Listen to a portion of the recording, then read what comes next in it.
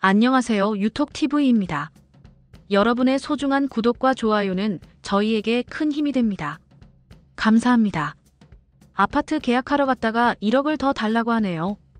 계약서 들고 간 사람은 당황하고 집주인은 태연하게 계좌는 줄 수 없어요. 다시 생각해보조라는 말만 남깁니다. 그게 요즘 서울, 아니 수도권 아파트 현장의 현실입니다. 한두 푼도 아니고 1억입니다. 그런데 이게 요즘은 특별한 일도 아니라네요. 집주인들 입장에서는 당연히 더 오를 건데 지금 왜 팔아야 하죠? 라는 생각이죠. 그리고 이 말이 무섭게 들리기 시작한 건 바로 실제로 그렇게 되고 있어서입니다.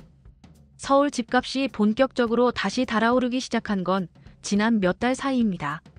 규제를 꺼내 들어도 별 소용이 없고 되려 그 틈새에서 호가만 더 오르고 있어요. 강남 3구와 용산, 토지거래 허가구역으로 지정된 지역들조차 집값이 껑충 뛰었습니다. 송파는 0.71%, 강남 0.51%, 서초도 0.45%. 이건 그냥 보통 오름세가 아닙니다. 토지거래 허가구역? 듣기만 해도 세게 막았다는 느낌이 드는 제도인데도 별다른 효과가 없습니다. 규제를 풀면 집값이 오르고 다시 조이면 거래가 줄었다가 그러다 다시 살 사람은 산다는 분위기로 가격이 또 오릅니다. 이쯤 되면 시장은 이미 정책보다 앞서간 거겠죠. 거래량도 마찬가지입니다. 5월 서울 아파트 거래량 6천 건을 넘었고 7천 건에 이를 것으로 보인다고 합니다. 4월보다 뚜렷하게 늘었어요. 거래가 없어서 가격이 유지된다는 말은 지금 통하지 않는다는 얘기입니다. 문제는 이게 강남과 용산에서만 벌어지는 일이 아니라는 점이에요.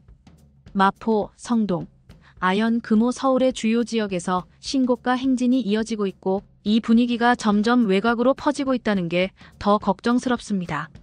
노원, 도봉, 강북구까지 상승세로 돌아섰고 경기도로는 성남 분당, 과천, 용인 수지, 안양 평촌까지.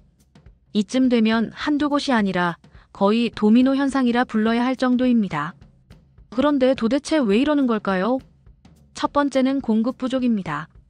부동산 전문가들이 말하는 공급 절벽이라는 단어, 이제 피부에 와닿죠. 올해 서울 일반 분양 물량은 7천 가구 조금 넘는 수준입니다. 전년 대비 30% 가까이 줄었고 내년엔 입주 물량이 올해의 절반 수준으로 감소합니다. 그냥 단순히 줄었다 수준이 아니라 안 나온다 수준이에요. 두 번째는 금리. 한국은행이 기준금리 인하를 신중하게 보고 있다지만 시장에서는 이미 기대감이 팽배합니다. 대출이 어려워진다 해도 지금이라도 사야겠다는 수요는 여전한 겁니다. 게다가 스트레스 DSR 3단계가 시행되면 연소득 1억인 사람도 대출 한도가 약 5천만 원 줄어듭니다. 당장 내가 받을 수 있는 대출이 줄어든다는 얘기인데 그 전에 집을 사야 한다는 심리가 움직이는 겁니다. 지금 안 사면 더 못 산다 이 말이 다시 현실이 되어가고 있어요. 그래서 집주인들은 매물을 내놓지 않습니다. 팔면 다시 살 수 없다는 걸 잘 알고 있거든요. 그 결과 시장엔 집이 점점 줄어들고 있는 집은 점점 비싸지고 매수자들은 계약하러 갔다가 퇴짜 맞고 돌아오는 일이 반복되고 있습니다.